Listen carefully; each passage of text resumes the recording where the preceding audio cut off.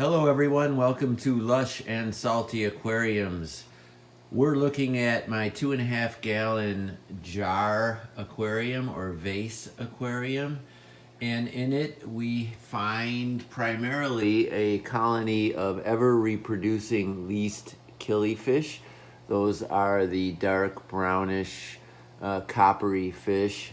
Not beautiful by any stretch of the definition of the word beautiful, but in and of themselves, a lovely, hardy, durable, and fascinating small creature. As a matter of fact, the smallest live bearer in North America. So it is of note because of that, of a live bearing fish in the United States of America. This is the smallest group or species.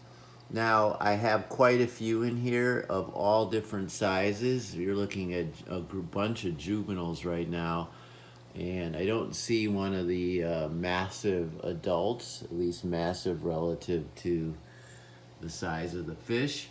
And you can also see by that fire engine red, I have put 3, 4 of the fry from my coral platties, of which I have a ton of these intense, beautifully colored, fabulously finned nano platy, right? So the coral platy, in keeping with the theme of this tank, is the smallest strain of platy that is known, at least in terms of popularly known, and this is it. And while these will still grow some, they won't grow that much more. They stay small, compact, tight, docile, and always fire engine red. I've never had a variation on that color morph, and I have 100 of those.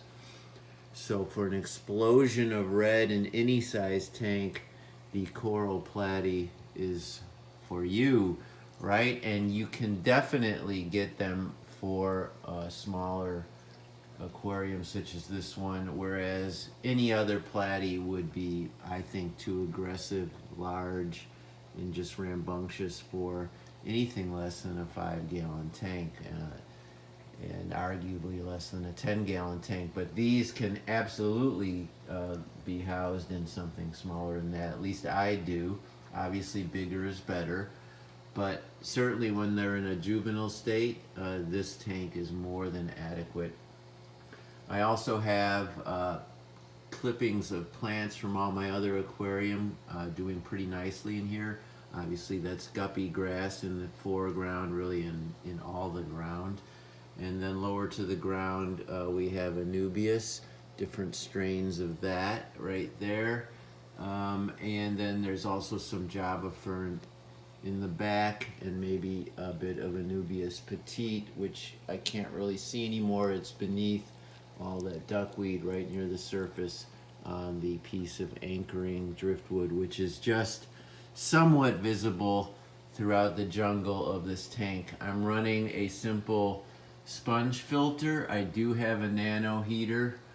Both wires go down through the back, and even in a smaller vase aquarium, which I used to have up in this location, which is by my chair, there's my chair and my laptop, even with a smaller vase, the sponge filter and the nano heater were not too invasive.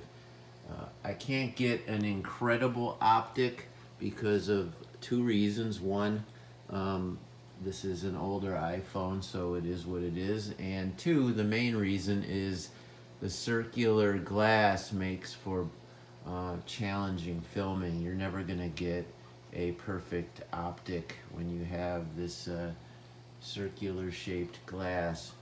But you get the general idea. Vase tanks are a cool subset of the hobby, and very popular for those that like them, and for microscapes they're ideal, as well as for low-tech aquariums. What I mean by that is just a sponge filter, any old light, a heater maybe. You can put endlers, you can put least killifish, you can put shrimp for sure, in tanks like this. Snails, obviously.